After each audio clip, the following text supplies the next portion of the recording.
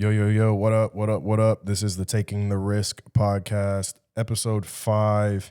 I am your host, DJ Rich, affectionately known as Rich, if you actually know me. Today we got a guest in the studio joining me. He is a photographer, videographer, predominantly a photographer. He is one of the young guns of the industry. He's been making a lot of waves, crashing around, taking a lot of work, doing a lot of gigs. You might know him, you might not know him. Hopefully you do, and this is just a refresher. But if you don't, today joining me on the podcast, I have Cayden Halsey, professionally known as Boy Wonder. Oh, shit, no, that's the wrong one. Fuck. There we go. Cricket opening. The cricket opening, my bad. How are you doing today? Good. How was your work weekend? We just came off of a long weekend, and I know you had a lot of gigs. Honestly, I stayed kind of chill Friday, Saturday. It's that like point in the season where I'm not super busy, and I kind of like it. Like summer's such a rush, being able to slow down a little bit when it's cold out, be able to stay in on the weekends, get back end done, editing done. It's nice. I was out. Last night was the big night. I mean, 5 hours of shooting last night. I think I shot a little over 2,000 photos. So Yeah, I don't know how you. I've never understood how photographers are like, yo, I was shooting for like 2 hours and I got like 1,500 pictures. Like, what are you doing? Just clicking and let the shutter go? dude, or? it's like I'll even catch myself sometimes like while I'm shooting where I'm like turning angles and spamming it, and then I stop and I'm like, why did I just get like 5 more of these angles of the same shot? Like, I need to not do this. And then I go back and do it 20 minutes later. Yeah, it must be brain rot trying to like go through and pick out the good pictures and figure out which ones you want to actually edit and all that type of stuff. I've gotten it down to a system pretty well with like, especially with like nightlife, because like my process for editing nightlife compared to anything else, I've been able to simplify like my own routine. Honestly, one of the biggest game changers I did like for calling down photos was I synced one of my old PlayStation controllers to my computer. And instead of being like over my desk, like straining my wrist for hours, dude, I sit back and I'll just click through, and I have like buttons mapped out for sliding through photos, deleting photos, marking the ones I like. And it's so much easier to sit back like this and do it. That is versus the most Gen Z shit I've ever heard. I think, what is that, Gen Z or whatever the politically correct term for that is? That's the most Gen Z shit I've ever heard. I mean, dude, I'm 22, but I feel like I'm 48. Like, yeah, being at the this back pain, the wrist pain, the neck pain. Like when I'm sitting like this for hours clicking, I can stop and I'm like, oh, there's a click I've never had before. This industry will put some city miles on your ass real quick. I say it's not the year, it's the mileage. Yeah, I agree with that a lot. But kicking off the podcast, a lot of people might know who you are. A lot of people might not know who you are. Who is Boy Wonder? As a grown-up, dad is an MMA fighter. Grew up in the fight world. He hosted fights, fought in fights, trained guys, and like I was always a part of that growing up, like either ringside, in the cages during trainings, or just running around the gym as a 5-6-year-old. And then 2012, he'd passed away. I was 9 years old, and it kind of like took that whole part of my life from me. Like I didn't go to any more fights. I wasn't around the guys, and a lot of those guys were like uncles to me growing up. Yeah. So it was weird, like kind of transitioning out of that for so long. Fast forward to my freshman year of high school. And at the time, I'd always known I wanted to do something creative. I thought it might have been like architecture or something with design and drawing. I don't do numbers though, so that was out. Yeah, I'm good. I'm good with money. I'm not good with math. Right. And it was like freshman year, one of the old MMA fight photographers did like a 10-day challenge, and one was like post a fight or you miss on Facebook. And I open Facebook, I see these photos of my dad, and I'm like, dude, I've never even seen these before. Right. Like years down the line, I'm like, this is weird to me, like to even see these photos. And that's kind of like where the gears started turning in my head, where I was like, dude, I'm not built for MMA. I'm a 5'11", scrawny white boy. Like, I'm not built to be in that cage, nor do I want to train to be in that cage. And I was like, I can hold a camera though. Like 2 months later, my birthday hit, spent all that money on camera gear, and really just started reaching out to like old guys. My dads were old friends of my dad's that were in the industry. And I'm like, hey, like I want to get back involved and kind of do this in honor of my dad. So I went out to like 2 or 3 fights, shot ringside, like got a little bit of access to like, they're like run in there in between rounds, get your photos. And I was like, dude, cool. did like 2 or 3 events, and then fast forward the next year, COVID hits, shuts it all down. I'm a sophomore in high school. We're just running around, and that's like when I started to get into the working side of being growing up. Started doing roofing, was working blue collar. The guy who owned the roofing company also owned a bunch of other blue collar businesses, and I just slowly started kind of bouncing between them. And he's like, "You do photos, right?" And I'm like, "Dude, barely." And he's like, "Cool, come be my media director. Like, I'll help you. I'll get you the training you need. Like, I want to get media done for all the businesses." And I'm like, "All right." So when I started doing that, started out kind of slow, wasn't doing a whole lot of media. So in the meantime, just to keep me busy and working during COVID and over the summer, I was doing roofing. I was helping out with the tree service. I was helping out on building maintenance with the new building we bought. And that's kind of where Boy Wonder came from. Is I was bouncing between all those little areas and trades. Worked on the building for like, it was like one weekend. My boss was out of town. I stayed back and just worked on the shop all weekend. I did like the painting, some of the drywalling, some of the flooring. He comes back and he's like, "You did all this?" And I'm like, "Well, yeah, you left and stuff needed done." He's like, "Dude, you can do it all. You're like Boy Wonder." And that's where it kind of clicked. And I That's was interesting. like, "Boy Wonder." I'm like, "Boy, I wonder what I'll do next." And then it slowly like turned in from that nickname into identity. And then throughout doing the media for them, doing side shoots just for fun, I kept slowly getting like that camera was in my hand more and more and more. I would notice it in my passenger seat, Yep. and it was just constantly with me. It was living with you. Yeah.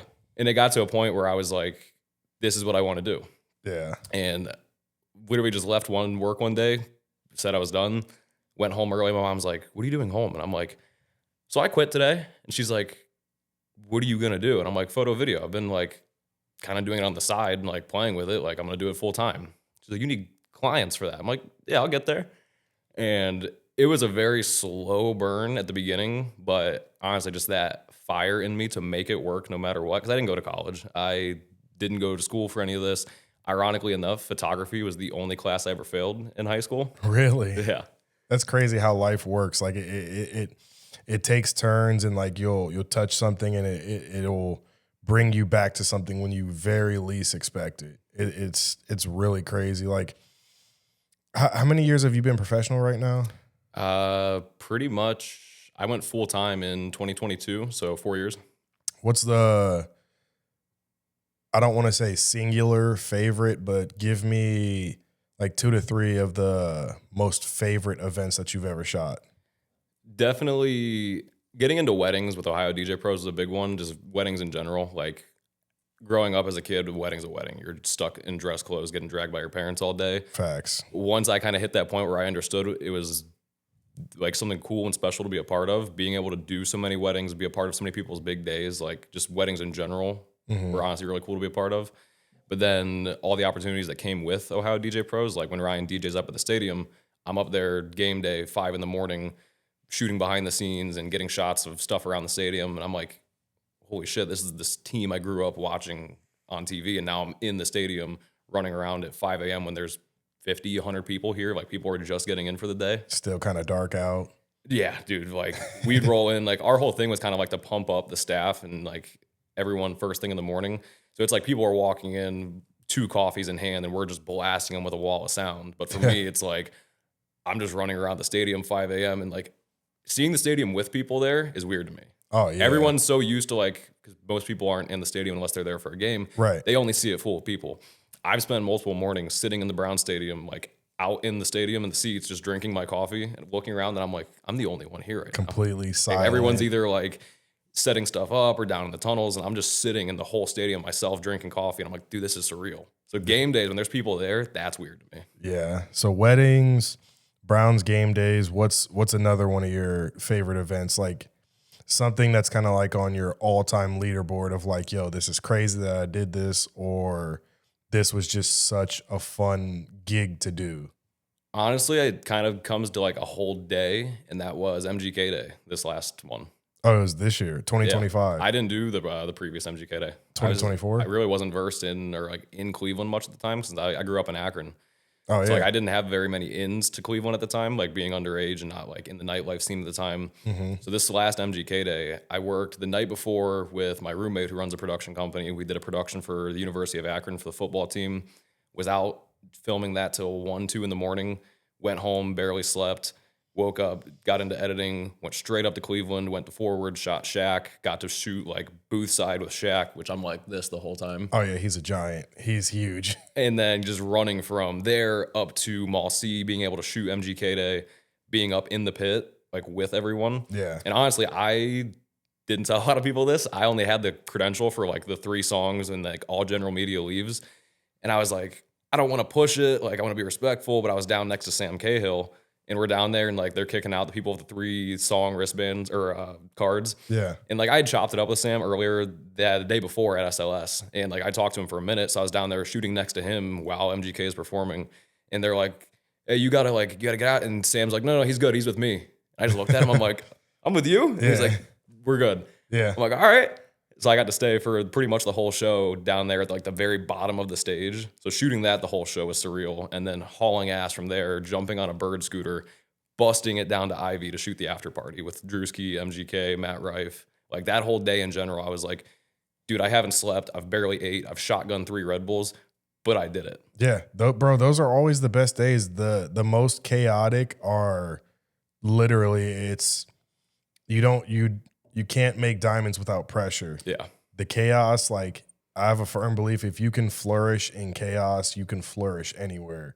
And I've had so many days like where I've had 3 or 4 gigs in one day and I'm like running off of 30 minutes to an hour of sleep from the night before because I had 2 gigs the day before and it's like, yo, I'm exhausted, tired. How am I going to do this? Blah, blah, blah. Just cranking Red Bulls and coffee and before you know it, you look back and the day's over and you're like, wow, I really just did all that. Yeah. So I agree. Like those are some of the best days in my opinion. I mean, honestly, like with all that being said, that's kind of like where it boiled down to. Boy Wonder just turned into me breaking new ground, pushing to like new levels.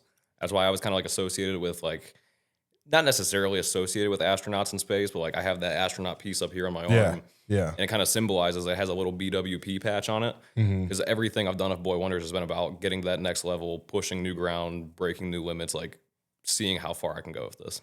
So with that being said, like we've already established that you're very young, you're 22 years old.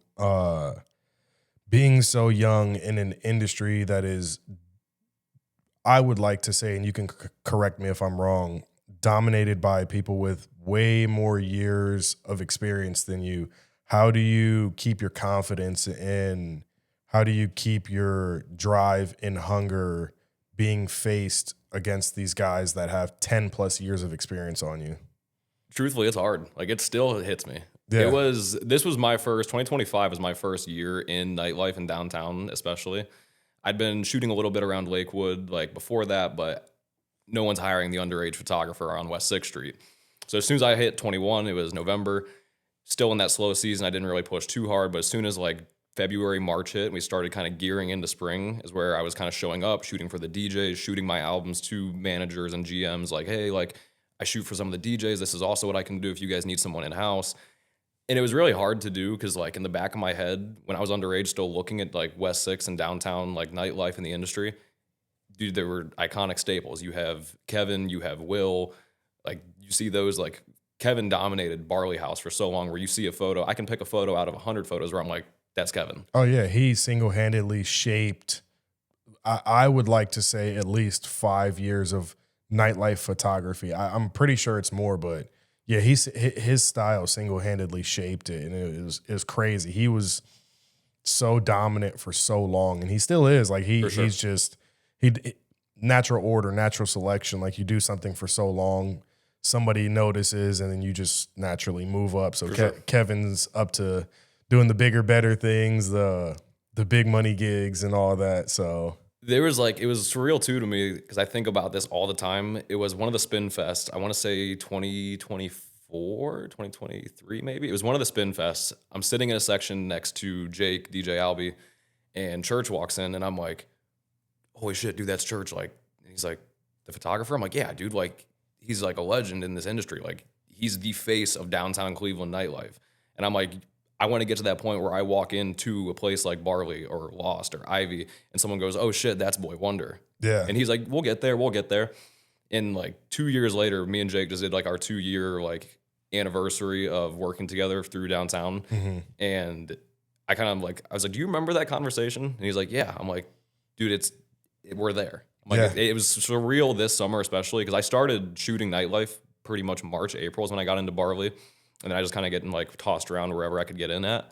And it's like once I started gaining that momentum and that ball started rolling, it'd be like June, July, I'm running around, someone's grabbing me like, yo, Boy Wonder, right? And I'm like, you know me? Bro, more people see you than you think. Like I that was a very hard thing for me. And I don't want to say hard. It was a very shocking thing for me to learn like earlier in my career. Like by no facet am I famous by any way. Like I'm not famous. Like Yeah. I have like 6,000 or 7,000 followers on Instagram. But you'll walk into a room and people that you've never met in your life, they'll know you and you're like, yo, how like this is kind of like this is cool. Like I appreciate the notoriety, but this is kind of fucking creepy. Like I don't know you and you know my whole life story. One of my first nights shooting forward, I was grabbing a Red Bull from the bar and I'm like, yeah, if you don't have to start me a tab. And I was like about to give him the name and I see him typing BOY and I kind of like looked at it and laughed. He's like, I know who you are, Boy Wonder. And I'm like, do you even know my actual name? He's like, I just know Boy Wonder. Yeah. Like for so long, there was like a point where people only just knew me as Boy Wonder. I'd walk in, they're like, oh, Boy Wonder. And I'm like, I'm ADHD. Do I know you? Yeah. This kind of ties into my next question. In your words, in your opinion, what's the difference between chasing attention and building your own brand, building your name? That's kind of a hard one. I mean, there's definitely people I've seen, not necessarily in the nightlife or local industry, but as just like photo video as a whole, being versed into like seeing all the other creators on social media, you can kind of get that knack or that vibe from someone when you're like looking at their stuff and you're like, you're cloud chasing. Yeah. Like you're out here with like every other post is look what a camera can do for you. And it's being behind the scenes or backstage places. And like when you really boil down like the work and you're looking at it, you're like, you know how to use your camera, but like you're not using your camera. Yeah. You're there just to like say you did it versus taking it, building something, be a part of something. Like I look at the stuff I do now where it's like on a Friday, Saturday night when I'm getting photos of like a friend group in a bar or club, to me, it's just another group photo. To them, they're going to hopefully look back on that years later. Hopefully it's something they look at forever. Like I get photos of couples, maybe it's in a wedding scrapbook one day. Yeah. You never know where it's going to end up.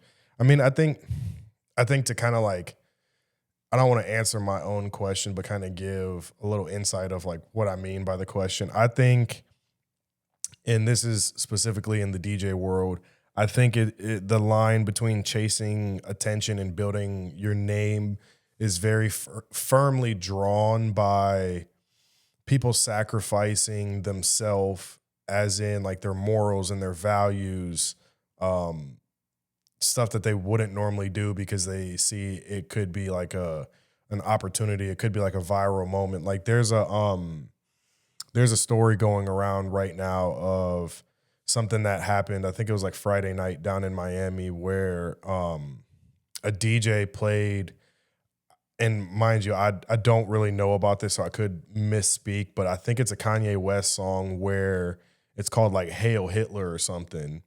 And there was a group of like prominent businessmen that were in attendance at the club. Like they pulled up in like a limousine blasting it, and then somehow, some way, it starts getting played over like the club sound system. And I think that's kind of where chasing attention and protecting your brand and your name kind of intersect, because it's like, me personally, I don't care how much money you have. I don't care what your social status is. Like if I'm playing in a club and you're coming up to me like, yo, play this Hail Hitler song, or I don't really know too much about the song, but that was what was in the headlines. Yeah. Like it was just saying Hail Hitler. If you're telling me like, yo, play this, like I'll tip you $1,000 or something, like, no, get the fuck out of my face. You're not going to like, sacrifice your morals. Yeah, for like no, I don't care. $1 value. I don't care if it's $1,000. I don't care if it's $100,000. Like I'm not doing that. And I think that having that firm of a stance is part of what protects your brand. And like don't get me wrong, I would like to go viral just like everybody else. Like right. I think it could help my career out just like everybody else. You got to go viral for the right reasons, though. Right. Like we were having this conversation like last week. I post stuff on my Instagram all the time, like edits that I make, like, I don't know, clips of me playing in the club, this podcast, whatever. Nothing has gone viral, but the day that I post a clip of my son Christmas morning opening up a chainsaw and he's like going berserk, like that's the one thing that goes viral. Like right. I think it's sitting at like 5,000 like likes and like 100,000, 120,000 plays. Like that's the stuff I want to go viral for. Like, Yeah. maybe if I make like a dope transition or catch it on video, like in a club, like that's the shit I want to go viral for. Like, I don't want to go viral over some controversial Hail Hitler, like bullshit. I still don't even know who the DJ was that supposedly played this. I could probably find out if I did a little bit of digging. Like, I know what club it was, so I could probably look back at flyers, but that's kind of more so what I meant along the lines of like chasing attention versus protecting your brand. For sure. Have you had any situations like that where somebody was like, yo, do this, and it's kind of like shady and you're like, I don't know. And they're like, well, I'll give you X amount of dollars to make it worth your time?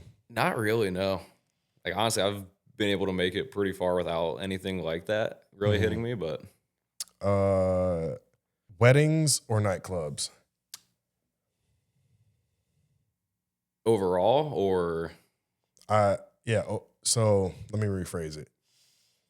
Through all the gigs and everything that you've been playing, well, not playing, I say that like you're a DJ, all the gigs that you've been shooting, all the events that you've been shooting, if you had to pick one, would you side more with weddings or side more with like nightlife, clubs, stuff like that? Probably weddings. I really enjoy the nightlife, like, and honestly, like, yes, it's the glamour of like the party, the fun and all that, but I think a big part of nightlife not a lot of people see is like the closeness you get in the industry with other people that are in it. Yeah. Like with bartenders, bottle girls, barbacks, like staff in general, DJs, photographers, like we're a pretty tight knit of like trauma bonded individuals. So trauma and caffeine. Yeah. I always say like West 6 most undercaffeinated and underslept. Yeah. Speaking about being underslept, what's one of your ways that you protect your energy in an industry that seemingly never sleeps?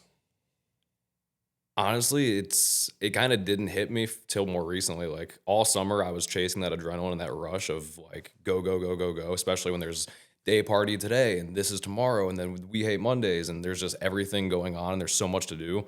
I got really caught up in it over the summer where I was driving up to Cleveland 45 minutes almost every other day just to be a part of something, shooting something, doing something. Then it got to the point where I was overexpending myself and it's like not even a paid gig, but I'm still showing up just to be a part of it for the exposure, to push myself to try and get some new like stuff, like try new in-camera settings. And I got really sucked into it until like end of the summer, I got started to get real burnt out. Oh yeah. It like really hit me. And like everyone told me like the industry is fun, but it'll burn you out real fast. And like end of summer, pretty much like right into fall is where I was like really starting to hit where I'm like, dude, I need to chill. And now it's gotten to a point where like I really don't go out unless I'm booked anymore because it's so easy to fall back into that where you're just going out to be a part of it and not have the FOMO of like, oh, like all the people I work with are out having fun. Yeah. But being able just to like have that self-control of like, I'm not booked this weekend, I'm not going out. Like I'll sit in bed, I'll edit, I'll work on back end, I'll chill. Like there's things I need to do to prioritize my body because if I'm out every weekend, I mean, dude, I already feel way older than I am. Oh yeah. I walked in here and I'm like, dude, my back is killing me. Like, so city miles, man. Yeah. I'm really just learning to like protect my peace and be able to like just step away, do not disturb, like don't even open social media. And that's one of my big goals for this coming year. Like I've always been very big on like self-care and like I wear earplugs in the club when I'm not playing, like before I go on.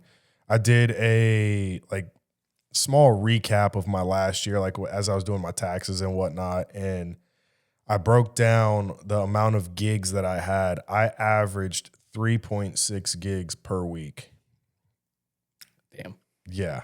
I averaged. So there was weeks where I was playing like maybe 1 gig, but then there was weeks I was playing like 5 gigs. Right. So like the exhaustion, I know that all too well. And just being around, like there was times where during this past summer, like I made jokes like I just need to get a camper van and like park it in the parking lots on West 6 because I literally I'm getting done at 3 a.m. driving home, getting home at 4, shower and all that and whatnot, getting in bed at like 5:30, not falling asleep until like 6 or 7, and it's like I got to be right back up because we got a Browns game day that starts at 8 or 9 a.m. the next day, and it's just like and so through all the years I've learned like there's really no way to completely get around all of the sleepless nights and like all that shit. Like it's one of those things where you just have to prepare your body,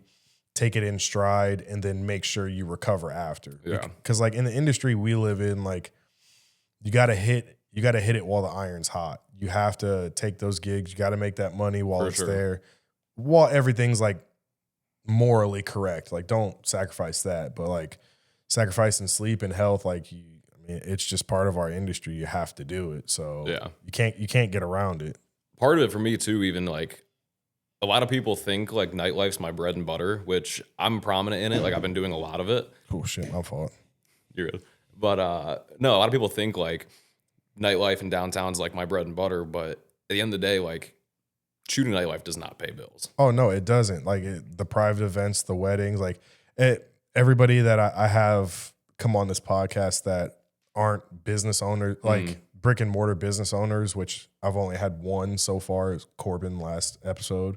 Shout out Corbin in Birdie Town. All the other DJs or photographers or videographers I've had on the podcast, like when I ask them like, hey, nightlife or weddings, they're like weddings because I make 10 times the amount of money than I do in a nightclub. Like, yeah, the hours are a little bit longer, but I mean, it's am I going to make, and this is just an example. I'm not saying like these are the rates for photography because I don't know, but like, am I going to make $200 working 2 hours in a club, or am I going to make $3,000 working 6 hours for a wedding? For sure. Like what? This is actually a very interesting question. What are some of the things that people don't actually see? Like with DJ, and I'll give you an example from the DJ world, and then you can chime in. In the DJ world, a lot of people think that we just show up to the event, plug our laptop in, and we just press play. And there's so much more back end work that people don't actually see and they don't understand. Like we're constantly searching for new music, constantly trying to be organized in a world full of chaos. Like we're DJs that are on like my level, meaning like we're not super travel guys, but we take some travel gigs. We have a full local schedule. Like we're our own managers. We're our own graphic designers. Like we're our own promo and marketing. Like we literally do everything on our own. So it's more than just playing music. What are some of the things that aren't seen like from a photographer's life? Honestly, my prep work isn't too much. It's more like the after work. Like it kind of depends on what the shoot is. Like when I'm doing like some of my bigger productions, there's definitely more prep that goes into it, where it's like getting bags packed, checking all the gear, making sure everything's good to go. But on like regular events or like my day-to-day stuff I shoot throughout the week, because that's like circling back with nightlife's not my bread and butter. People a lot of time over the summer, like in nightlife in the industry, didn't realize like Monday, Tuesday, Wednesday, Thursday, I'm out in businesses and doing portrait sessions and doing everything else I can just to stack that money coming in. Yeah. But it's the after time. Like I get done, say 2:30 in the morning, I'm packed up, I'm going home. Next morning, I'm waking up, plugging in an SD card. I'm importing thousands of files, getting everything set up, getting batteries put on a charger. My desk has like a designated section of just like 14 camera batteries just to get charged and flipped and prepped back into my bag, keeping lenses clean, keeping all my gear in order. Like, and then you have clients that are asking you 4 hours post shoot, like, hey, where are my pictures at? One of my biggest pet peeves is shooting nightlife. Someone's like, "Can you get my picture?" And I'm like, "Yeah, sure." I have no problem doing it. It's when you text me at 7:30 the next morning and you're like, "Can you send me a link to those photos?" And I'm like, "Do you think they magically went from my camera to a website with edits put on them? I haven't even slept yet." Yeah, like how do you expect me to have this done? This isn't chat GPT. I'm not AI. Right. I actually require sleep and food. Yeah, no, that after time really is where it hits for me. Is like everyone sees the photographer show up, take a photo, and pack up and leave. No one sees me sitting at my desk at 3 a.m. dragging the same slider back and forth by the tiniest adjustment to make a change that you won't even notice. Yeah. But in my head, it's the biggest deal breaker, whether it's a little bit brighter or a little bit darker. It's your art, essentially. That's what you do for a living. So you want to put the best product out there. I'd love to see a stats bar of like how many hours I've spent editing like the same photos of just micro adjustments, where I have like my 3 monitor setup and I have the original photo on one monitor, the edits I'm trying on this monitor, and I'm staring at all 3 of them like, which one? Like, it's ridiculous how much time I'll put into a single photo, and then I deliver that album and they don't even post it. What's one thing, since we're on the nightlife topic, nightlife photography, being a DJ, well, not being a DJ, being myself, I'm always trying to be like courteous and helpful to anybody I can that I'm working with. I never want to be viewed as like that dickhead DJ that just doesn't care about anybody and is just like, right. The bartender wants to hear this song and it's like, yo, go fuck yourself. Like, I'm not playing your song request. Like, no, like I work with everybody, so I want to be as courteous as I can. What are some things that, from a photographer's point of view, that DJs don't realize that you're doing behind the scenes? And a dual question inside of the question is, what are some things you think DJs could do better to help you more in your job to produce a better product for them? I do think like the one thing that helps with me working with the DJs is not a lot of people know, but I do DJ just for fun. Like I know how to DJ. I kind of know like the technicalities and whatnot. So it kind of helps give me an idea of like, if I hear you mixing or scratching or you're about to transition, I'm like, I'm not going to be in his face with the camera right now. Right. Another thing I've done too is like, I've noticed like half the time you guys are locked in, your mouth open, like going all over. We're all like, and I'm like, I'll like try and say something real quick, like, fix your face, don't look like that. And I'll just say something like to get it'll stuff that get you laughing. And actually, I think I've done that a couple of times with you, and it's how I've been able to be like one of 3 photographers to ever captured Rich smiling. If you can catch a picture of me smiling, that's like a lottery ticket because I do not smile. I think I got 3 under my belt in a year of shooting. That's a real achievement right there. But I do kind of have that like little notch under my belt. Cork. I have like where I kind of have some DJ knowledge, so working with you guys is kind of easier for me, where I kind of do the same thing with like bartenders. Like if I'm behind the bar getting shots, I'm like, if I'm in the way, kick me in the ass. Like I'm ADHD, I'll hyper fixate on that hole in the wall for 5 minutes. Like I'll zone out. Yeah. But I try to like stay aware of that. I try to kind of work with who I'm working with. Like if a bartender's busy pouring a drink, I'll try and position myself where I'm getting them, but not in their way. Same thing with DJs. I try not to like be in your guys' face while you're mid transition or on your laptop trying to find something. Like I try to wait for that key moment to get the shot of you guys. I also know you don't want that bright ass light flashing in your face 1,500 times. Yeah.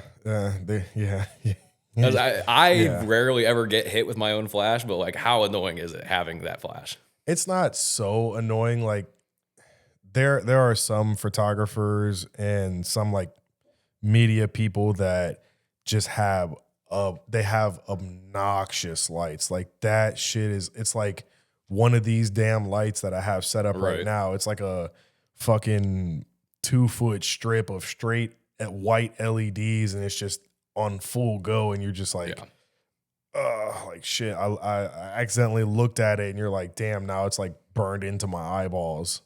I've even done it with like my flash, because like typically I bounce flash off of like the ceiling or back wall instead of being so harsh. Indirect. I try to get that indirect flash, and there's been times where like I'll be flipping like the top of my flash around, and then I'll like shoot something like from waist level, and my flash is pointed straight at me, and I hit it, and I'm like, is that what I'm doing to people? You just get sniped. I'm like, dude, that's what I do to people all night? Like, damn. You're getting sniped. You're like, click.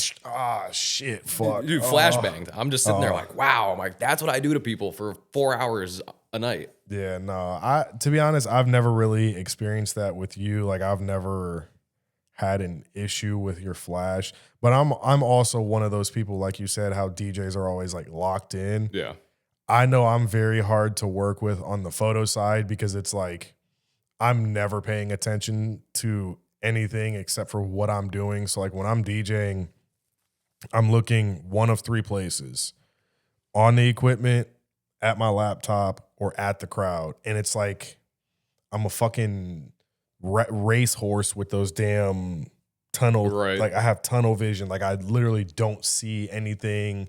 I don't nothing. Like my situational awareness when I'm DJing is fucking trash. It's one of those things. It's like a double-edged sword for me because like I don't want to interrupt you. I don't want to be like waving in your face like, hey, let me get a photo real quick. But at the same time, my job is to capture content. Right. And if all my photos are like you not looking, you not smiling, you not pointing, you'll get the album, be excited, and then you're like, every photo is me not even looking at the camera. Like none of these are even worth posting. So it's one of those things where like I have to kind of interject a little bit. Like, let me grab one real quick. And I get it. And it takes 20 seconds then, but it's worth it later where you're like, dude, this photo's fire. It's one of those things where I think that me personally, I always live my life by I'll do it and say sorry later. Right. I would rather apologize versus ask permission. And especially with how you were saying earlier, like everybody in I won't even say nightlife industry, everybody in the entertainment industry in general, we're all so close knit that I don't think that's one of those situations where you would even, especially with me, like I can separate business and personal. If we're in a work setting and you like, I'm in mid mix or whatever, and you like grab my shirt and you're like, hey, turn this way. I know that you're not doing that for no reason. So right. Why would I get upset? You know what I mean? Yeah. But I also look at things a lot differently than a lot of other people. I also have more experience than a lot of other DJs. So I could see where some of the younger guys would get upset, but like I've never had an issue with it, but there's like been times where like I'll pull someone for a photo and I can kind of see like the hint of annoyance where I'm like, just trust me, give me 20 seconds. This will be worth it. You can either be annoyed and not have fucking pictures to post for your own promo, or you can, oh no, I didn't say that right. You can either not be annoyed and not have pictures, or you can be fucking annoyed and have pictures to post. Yeah. It's up to you what you want. If you want pictures to post, suck it up. If you don't, cool. I'll leave you alone. No, for sure. That's like, if someone tells me like, no photos, I'm like, all right, cool. I'm like, it's just one less shot list, one less thing on the shot list I don't got to worry about. Going a little bit away from talking about like quirks and like how shitty DJs are as people. No, I'm joking. Changing gears a little bit, I should say. One of the things I like to do on this show, because I get made fun of so much, like more than you would actually care to know. How do you drink your coffee? Or do you just stick to energy drinks?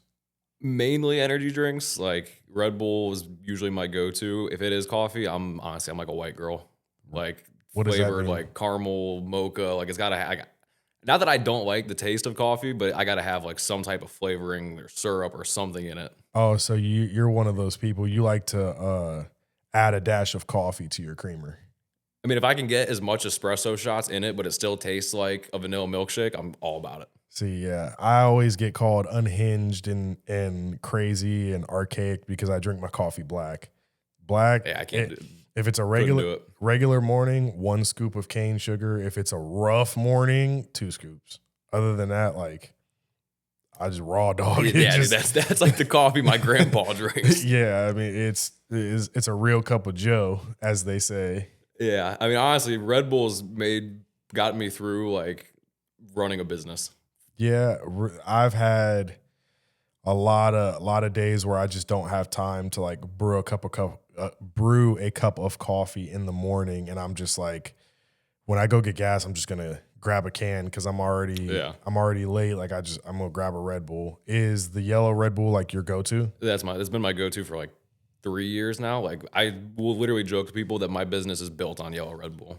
Yellow Red Bull was like my shit since it came out, but Red Bull came out with a different flavor. I think it was last year or maybe the year before. It's very recent. It's like the light green can. It's like The elderflower. Yeah. I'm a slut for it. Pulp, oh my dude, Pulp had a gosh. promo for a while where they were making smoothies with that Red Bull. Really? Yeah, I would get one when I was working in Canton a lot. I would drive literally down, hit the strip right there, hit that Pulp, get that smoothie, and it made my day every day. Yeah, that green can of Red Bull is my absolute favorite. They released like a seasonal flavor too at the beginning of the winter. It's like a Fuji apple and like ginger. It's like a red can with like a color gradient going into like yellow.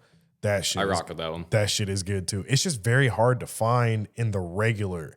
It's easy to find in sugar-free, but not in regular. They're finally bringing back iced vanilla berry, and it's all I've wanted. I don't even know what that is. It's like the vanilla blue raspberry flavor they had limited time. They took it away, and I was livid. Oh, yeah. It's finally coming back, and I'm so ecstatic for it. The only thing I found to like fill that hole in my life it caused was, have you been like 7 Brew?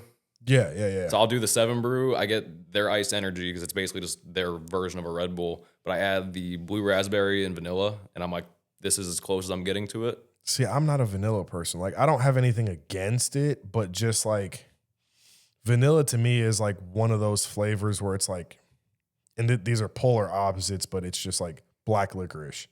Like, really, I'm not going out of my way to add black licorice flavoring to anything. Like, if it's in it and it's good, cool. But I view vanilla as the same way. Like, I'm not just gonna add vanilla to something just to go out of my way to add it. Like, I don't know. I'm weird. Like, maybe I can put it in context of like coffee creamer. If I were to go buy a coffee creamer and all they had was a French vanilla, I wouldn't be mad. I would buy it.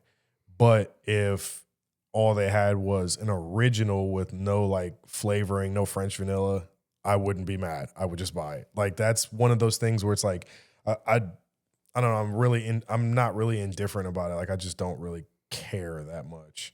But no, I didn't know that they had that flavor of Red Bull. I definitely will not be trying it. I'm cool. I'm a creature of habit, bro. Like, as long as I can find that elderflower Red Bull, straight. Like, I do the same shit all the time. Like, if I'm going out to eat, I have a very strict rule. Like, I'm only going to try and eat things out at restaurants that I can't make at home. The only 2 exceptions for that are pizza and steak. right? Because I eat steak like 3 to 4 times a week. Yeah, But like, even down to like clothes and shit, like I've had people like, yo, like, ew, you're wearing that same t-shirt, blah, blah, blah. And I'm like, no, like, this isn't the same t-shirt.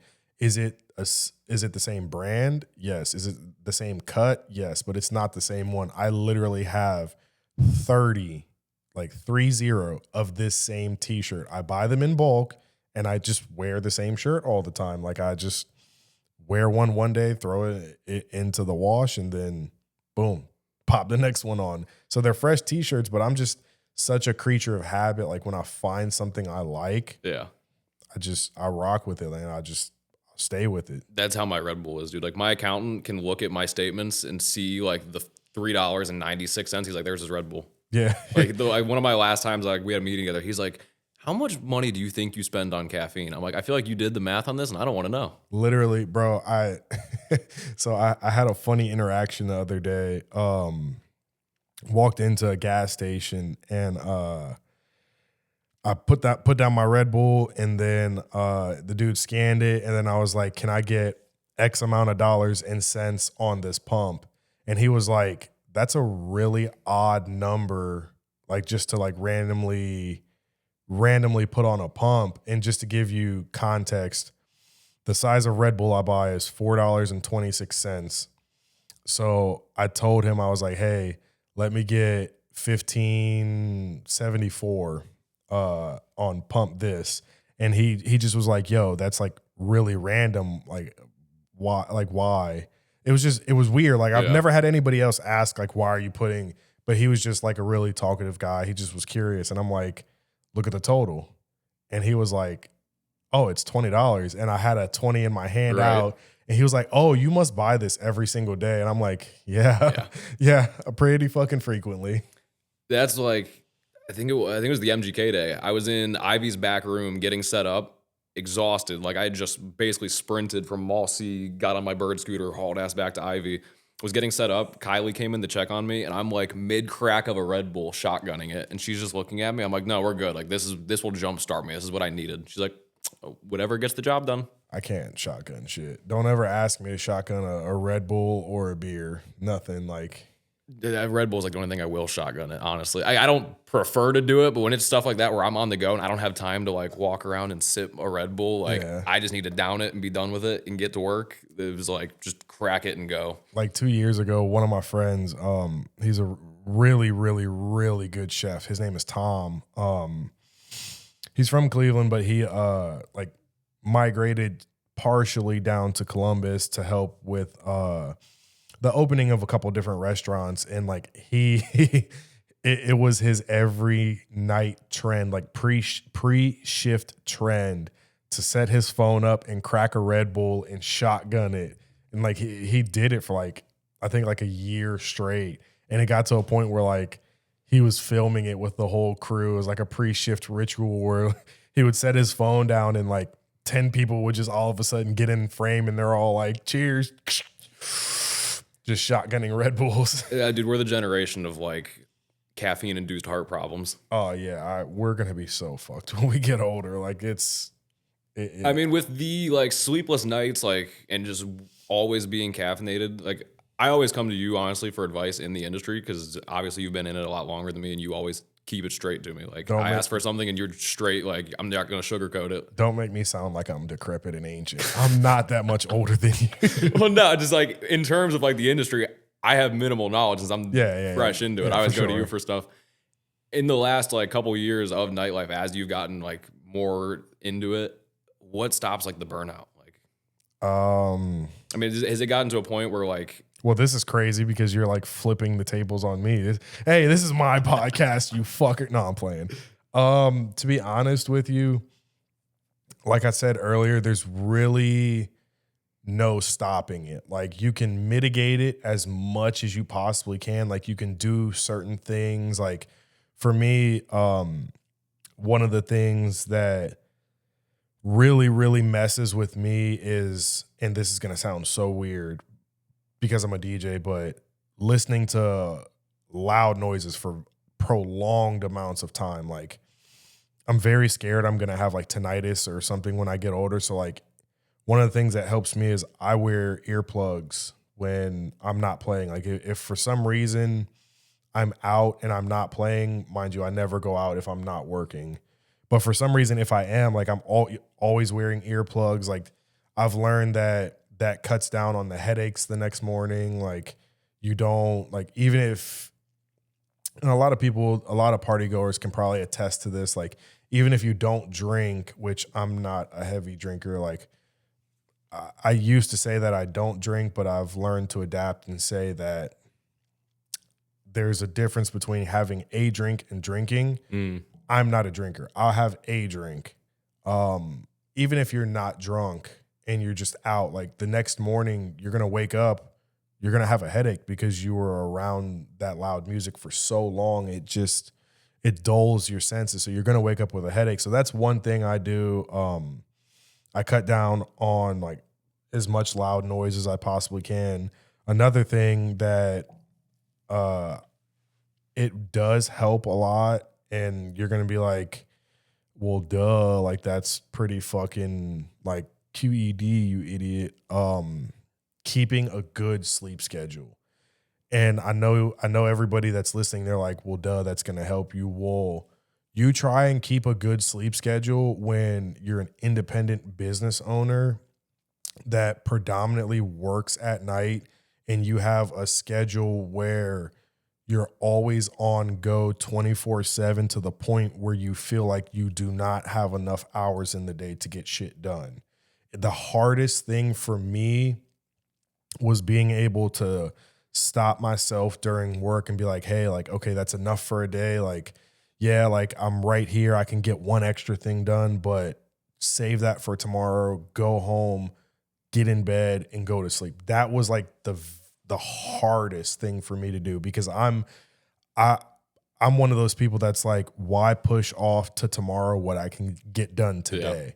Like I'm not a procrastinator. Like I'm get it done, get it done, get it done, get it done, always on go until the job is done. Like I don't care if I don't sleep. I don't care if I don't eat. Like once I like fixate on something, it's like I need to get it done. I'm self-aware, dude. Like I'm at that point. I'm self-aware of it, but I haven't had that transition where I stop though. Like for me, I just think I'm in that like headspace. So I'm so young. I have so much I still need to do. Like I'm so behind. Start it now. And dude, it's hard. Like I'll lay awake at night. I'll shut the laptop down. Like I need to go to bed, and I'll lay in bed, and all I can think about is what can I still do? What can get done? What can I do to prep for tomorrow? What can I do to prep for next week? Like Start training your body now. I so hyper focus on what my next move is and like how I can push myself to be more successful. And dude, it eats me alive. Yeah, I mean it's going to like it's one of the downfalls of man is what if. It always has been a struggle and a downfall. Being afraid of the unknown, that will keep you more motivated than anything else. Like people talk about not having a plan B and they talk about like, oh, well, I knew this was going to work, so I never planned for anything else. Like it's one thing to talk about it, but it's a whole nother thing to live with that gut feeling every single day where you're like, yo, I don't have a choice but to make this work. So every waking moment of your day, you're like trying to make this work. Take it from me. I'm 30 years old. You're 22. Start right now. Start getting to the point where you're like, okay, that's enough for one day. You're gonna start to see a difference, like in your energy, your mind clarity, like your productiveness. One of the best examples I can give is like if I'm really like ripping it to the filter every single day, and I'm like going hard, going hard, going hard. Like after a week of that, it gets to a point where I'm like, it's like 2 p.m. I'm sitting in my office chair and I'm just doom scrolling when I could be working just because I'm like, I don't have the patience. I don't have the energy. I'm just like still awake, still here, still present, but I'm not being productive. Yeah. If you can keep a certain level of productivity consistently, that's where you put distance between yourself and other people. Like people like to say 1% a day. That's very, very true. It's hard to stick to 1%. It's hard to only gain a little bit of ground every day. But where you really put that separation is I'll give you an example. I might be getting 5% better a day. You might be getting 1% better a day. In my 5%, that workload and that exhaustion is 5 times more than yours. So out of a 30-day span, if I'm getting 5 times more exhausted than you are, I'm going to burn out obviously quicker. Well, in the creative industry, when you burn out, there's no telling how long it takes you to recover. There's no telling how long it's like, okay, now I'm back in the mood. Like I'm creative. I got my juices flowing again. There's no telling. So if you are ripping it to the filter 5% every day and you burn out, you could be out of like creativeness for a month. But if you're 1% a day, saving a little bit of juice for tomorrow, 1% a day, saving a little bit of juice for tomorrow, out of those 30 days at 5%, I might be able to work 20. Out of those 30 days at 1%, you might be able to work all 30. And just like, it's like compound interest. Over time, it gets greater and greater and greater and greater and greater. So the 1% a day thing, like mitigating how much you're really ripping it to the filter, like that's a big, and I know this has been a long-winded answer, but that's another big thing for me, how I've like mitigated the exhaustion and the burnout.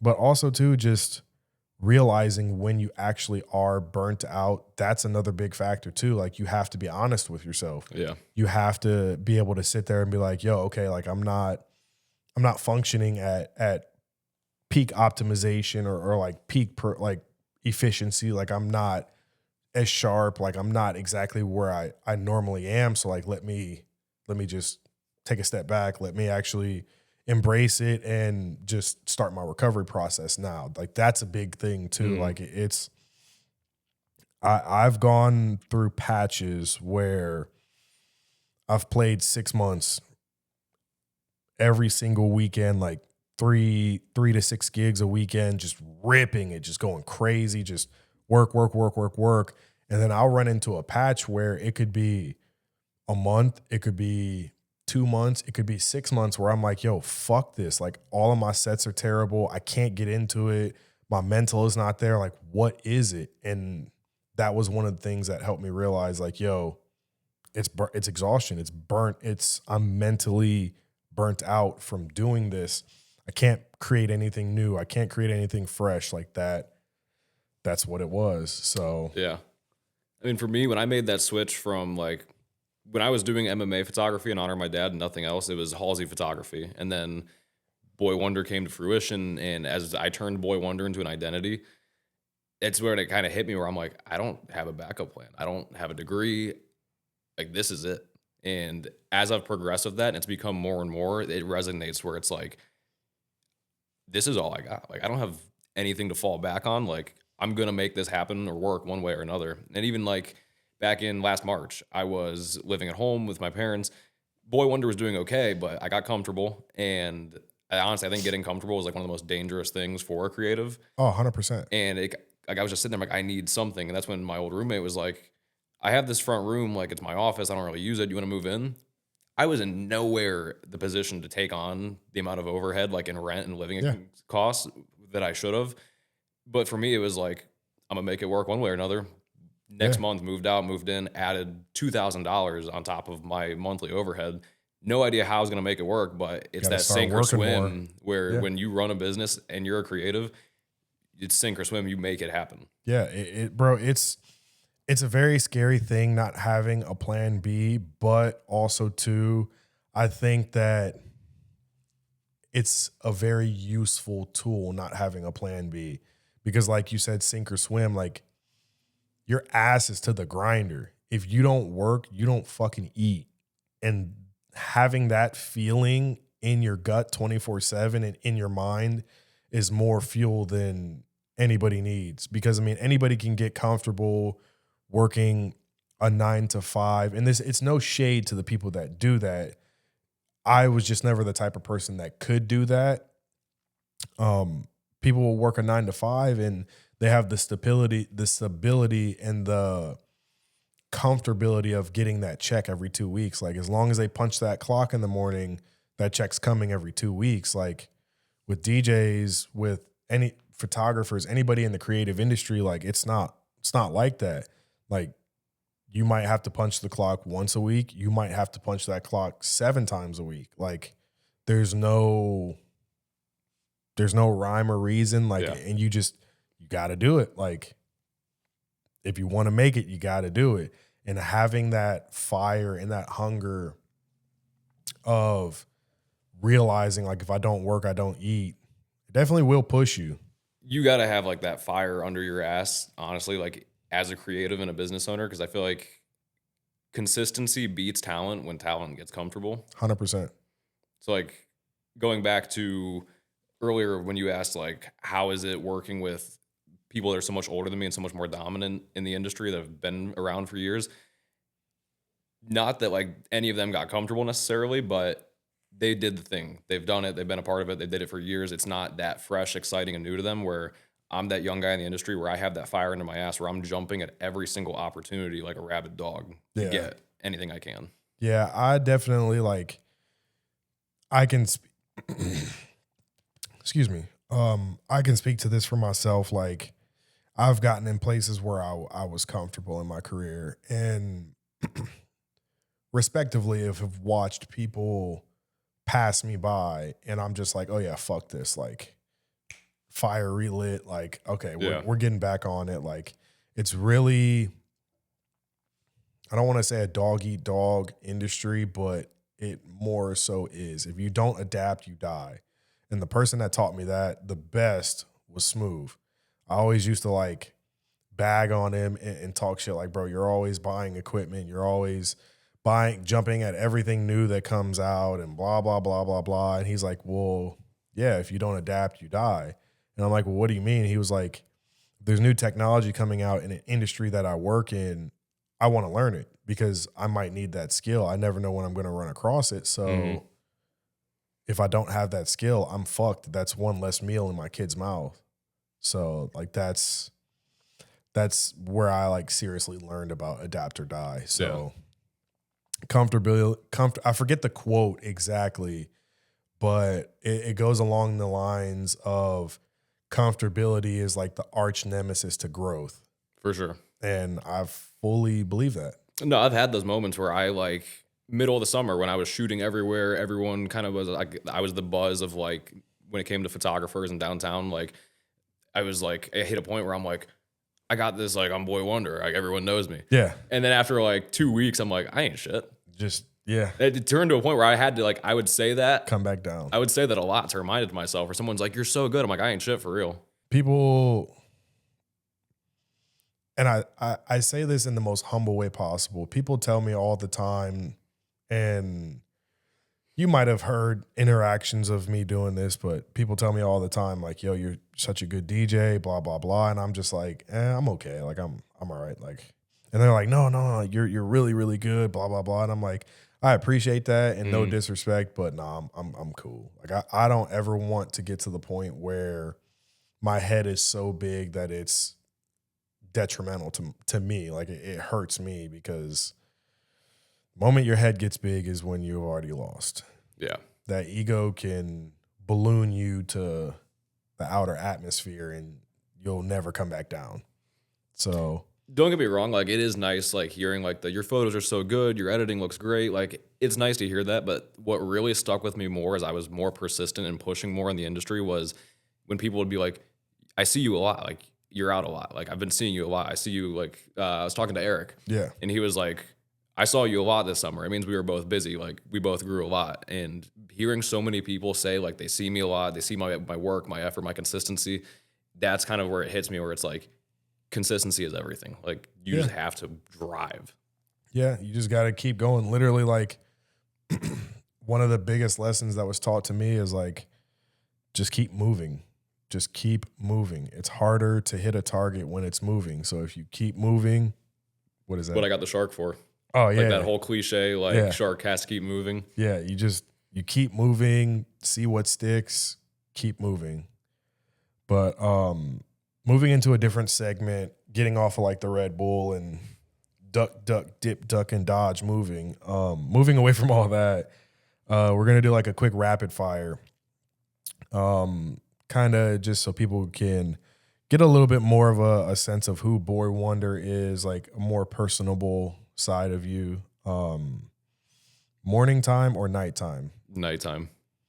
Canon or Sony? Canon. I'm a Sony person, so fuck you. Outdoor shoots or indoor? Honestly, indoor. I kind of like having more control over like Lighting. Yeah. Yeah, I kind of figured you'd say that. European cars or American muscle? Euro. I mean, my first car I bought myself was an Alfa Romeo Giulia. There you go. Total pain in the ass. That car taught me so many lessons of being a dumb 18-year-old with a little bit of money. Yeah, I've had some European cars in my past, and I still have a Mercedes to this day, but I would have to go with American muscle. Me personally, I don't more or less care about what I drive now. Like, right. My everyday is a fucking Subaru Forester. And I know all the like jokes are gonna come in the comments, so just keep those to yourself. But yeah, I don't really care anymore. But if I had to pick, definitely American muscle. It's just something about it. Like, don't get me wrong, the JDM cars are nice, the Euro cars are nice, but there's just nothing like that American muscle. Like, and I'm not even talking about today's muscle either. Right. Like, the Mopar shit, trash. Oh, yeah. Trash. But that's what the Alpha was. It was Stellantis, dude. Yeah. I shared parts of the Jeep Wrangler. Yeah. Before we get too far into that, because that could be a whole nother conversation in itself. McDonald's or Taco Bell? McDonald's, especially the breakfast. What's your favorite breakfast? Dude, I will drop kick a child for that McDonald's hash brown. I'm very, very picky when it comes to McDonald's breakfast.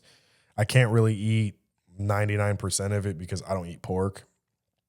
But I wouldn't drop kick a child because I have children, so I can't. No violence against children. But a steak, egg, and cheese McMuffin, crazy. And everybody's probably gonna be like, steak from McDonald's? Oh my God, you don't love yourself. Yeah, you say that, go fucking try it. That shit is crazy, dog. Like, if you can get somebody that actually makes it correctly, that shit, I don't think I've ever had it. That shit'll change your fucking life. I promise you. Would you rather a $10 client with influence or $1,000 client that is just the run of the mill Joe Schmo business owner? $1,000 client. Why? I've had those like $10 clients with influence, like conversations with them in the amount of times where it's like, yeah, dude, just shoot this. Like, here's the budget, and the budget's nothing. But I have all these followers on TikTok, and I'm like, dude, your TikTok followers don't pay my bills. Yeah. Like, let me eat ghost followers. Right. Like, those TikTok followers aren't going to pay my editing expenses, my overhead, my subscriptions, my softwares. Like, there's actual money that I have to put into it. It's not I buy a camera, I buy that camera once, and money's done being there's spent. recurring expenses. The amount of money I spend, honestly, I don't even look. I send it all to my accountant because it makes me sick looking at it. Yeah. But when people are like, oh, like you'll get so much exposure from this, very rarely is any of that exposure ever actually worth anything. Yeah, I agree. Through the years of DJing, I've been approached for so many like free events, this, and that, blah, blah, blah. And let me start off by saying I have nothing against DJing for free, but there are certain parameters that I will refuse if those parameters aren't met. I'll never DJ an event for free if there is some type of cover charge, drinks being sold, or tickets being sold. If there is a profit being made, I will not play for free.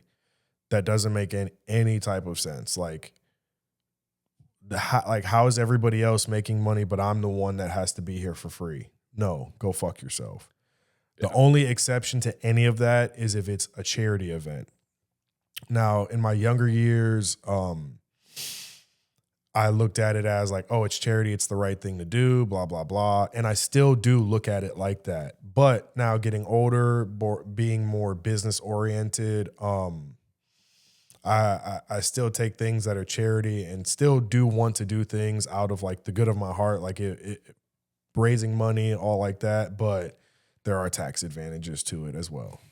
So, but yeah, like free work is something I've only ever stuck a toe in that pond and got right back out, because I have a very firm belief that free work in the creative industry hurts the industry and the ecosystem more than people know. 1,000%.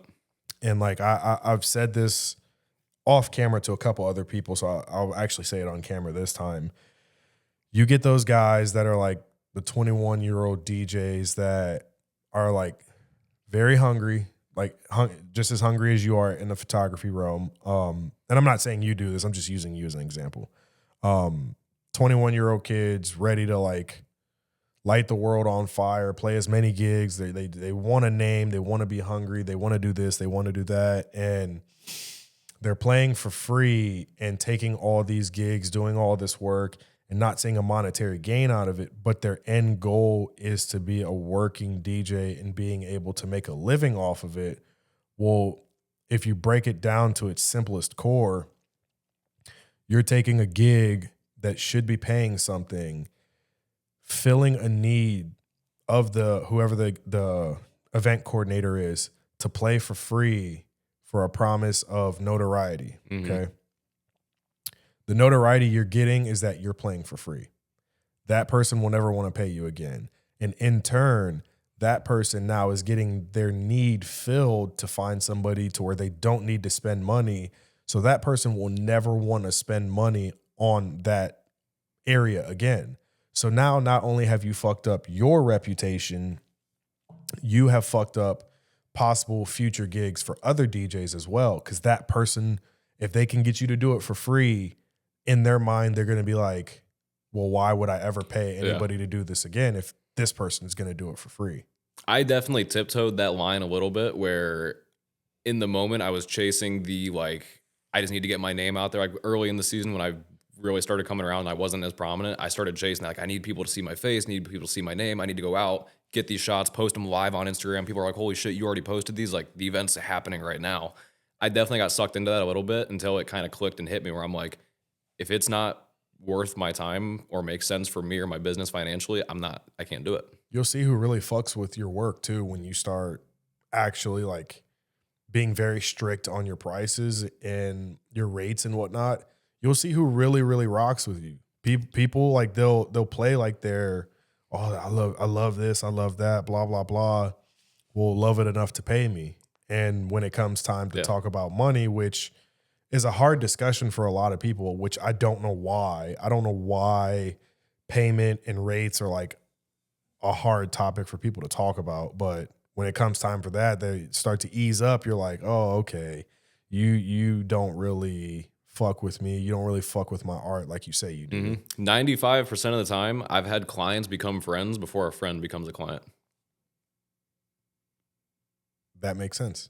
Like, it's like I have friends that will hit me up, book me for stuff, but most of the time it is clients that started out as cold calls or random like referrals that I become very close with and become good friends with before a friend hits me up and is like, how much to do this, instead of, can you bring your camera? When I got into the wedding industry, I learned very quickly, and I made a rule for myself where I won't do a wedding for anybody that I personally know. Like family members, I won't do it. Really good friends, which I don't have many of, I won't do it. I would rather be there in that day enjoying it with you, number one. Number two, I won't do it because no matter what I do for you, it's not going to be cheap enough. You're not going to be happy with the price. And then number two, no matter what product I give you, it's not going to live up to the image you already have in your head of me and of my product. It will never live up to it. So I just would rather not get in those situations. I've done like a couple like proposals, engagement sessions, weddings for friends. And I don't know if I'll ever stop doing them because I do enjoy being able to be that like key part of someone I care about. It's like an important day, but it adds so many more layers of stress where I try to not do it as often. Yeah. Because there's so much more stress on top of it where anything could go wrong. Say this SD card corrupts. I just fucked my boy's entire wedding because an SD card error. And it's going to affect your personal relationship with them. Because as much as people say they can let things go, nobody truly lets anything go. Like you might emotionally let it go, but it's always going to still be in your head. Yeah. So it's one of those things where it's tiptoeing a line where it's like how much is too much and how much is not enough. Yeah. And I've experienced too much of that, and I don't want to get into that realm ever again. So we're coming up here on about an hour and 20 minutes, so I don't want to talk your ear off too much. I know you have a lot of things that you still need to get done for your day today. I appreciate you for coming down and taking the time and talking with me today. Where can people find you on social media? Everything's Boy Wonder Pro. At Boy Wonder Pro? At Boy Wonder Pro. What is that? Instagram, TikTok? Instagram. I don't really post on TikTok, really. It's really just Instagram is my main thing. Yeah, I don't really do the TikTok stuff either. I barely post on Facebook. Yeah, I'm terrible with that. I honestly just need to pay somebody just to be like, yo, here's the content, distribute it. As much as it's my job, I hate social media. I'm an in-person type person. I hate social 1000%. media. Like, the only reason I have an Instagram is because I work in a public setting and it's kind of like your business card nowadays. Yeah.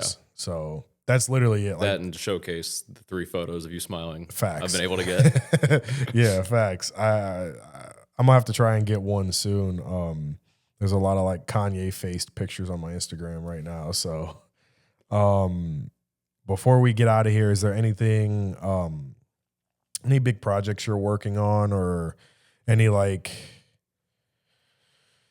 new extensions of your business that people should look out for? Mainly, just this is the segment where you just like plug. Yeah. I'm definitely trying to get into some more like passion projects this year. Like I've done a lot of commercial work. Like I do enjoy the commercial stuff that I do. Like don't get me wrong, outside of like weddings and nightlife, being able to go into like small businesses, provide a service that's going to ultimately help grow this small business, help feed a family, help grow and make them more money. Yeah. It's very rewarding. It's one of like the big things I love about my job, but I definitely want to like start connecting deeper with people and really getting into like passion projects, stuff people have always thought about doing, but I don't even know how I would do it. Like I want to start making that stuff come to life. Okay. And that's even cool. like in the Cleveland scene, now that I've been in it for about a year now and like kind of made like rocked the boat, made my waves. I've been kicking around the idea of like putting together a creative collective for like the DJs, the producers, the photographers, videographers, really any creatives around the Cleveland scene. I think it'd be cool to be able to like have some things where we put those people together and see what we can create together for Cleveland and people. Yeah, I think that's a good idea. I don't want to take a shit on you, but I'm working on something like that right now. So fuck you. No, I'm joking. There's enough space for us to coexist. There's enough space. Like it. I'm about to go buy every possible domain just to resell that shit back to you.